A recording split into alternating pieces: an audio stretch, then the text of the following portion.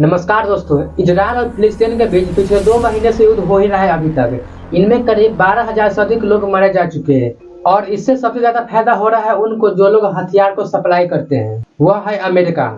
अमेरिकी कंपनी का यह कहना है कि इस युद्ध से हमें बहुत प्रॉफिट हुआ है। सबसे ज्यादा 2 ही कंपनी हथियार को सप्लाई करती है। पहली लॉकहीड मार्टिन। इसी महीने जुलाई की बात है जब इजरायल ने $3 बिलियन की साइन की थी F-35 जेट्स के लिए। आप सोचेंगे कि इन छोटे से देशों के पास इतना सारा पैसा कहाँ से आता है।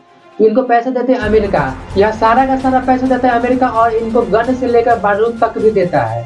92% हथियार अमेरिका प्रोवाइड करता है।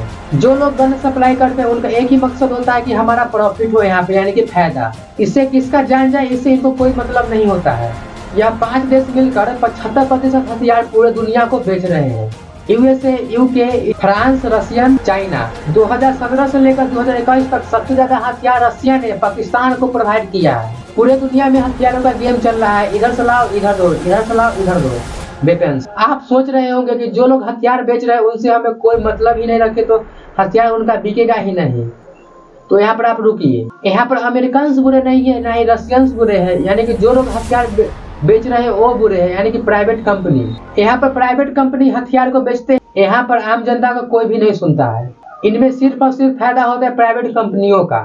अमेरिका में करीब 52 ऐसे कंपनी है जो प्राइवेट कंपनी हथियार को सप्लाई करते हैं, लेकिन इनको हथियार खरीदते समय इनको सरकारी पैसा देते हैं, यानी कि टैक्स से ये लोग हथियार खरीदते हैं। कई देश अपने ही देशों में प्राइवेट कंपनी से हथियार खरीदते हैं।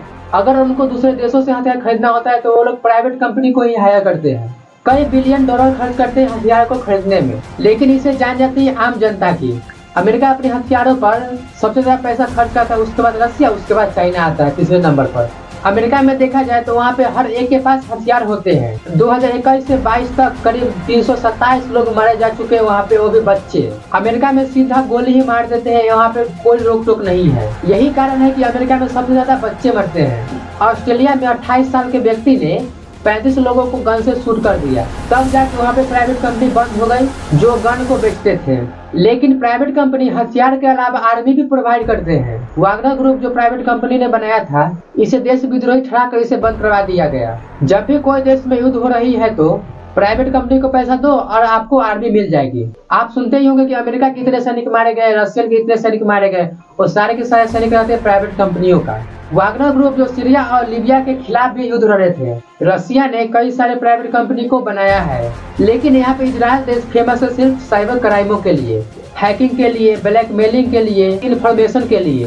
2010 में अमेरिकी सरकार बराक ओबामा के द्वारा अफगानिस्तान में सिक्योरिटी प्रोवाइड किए थे। अफगानिस्तान में सिक्योरिटी प्रोवाइड करने के लिए ब्लैक वाटर को हायर किया गया था, जो कि वो सारे के सारे थे प्राइवेट आर्मी। जब 2021 में तालिबान ने टेक ओवर किया अफगानिस्तान पे, तो यह खुलासा हुआ कि पर पर्सन यानी कि पर आर्मी $6500 उनको मिलते थे पर आर्मी को। साथियों, यहाँ पे यह बात होगा कि तुम मुझे धंधा दो, मैं तुम्हें धंधा दूंगा। इससे सबसे ज्यादा फायदा होता है तो सिर्फ और सिर्फ प्राइवेट कंपनियों का, जो हथियार को सप्लाई करते हैं पूरे दुनिया में। साथियों, राहत इंदौरी की एक शायरी है कि सरहदों पर बहुत तनाव है क्या, कुछ पता तो करो चुनाव है क्या।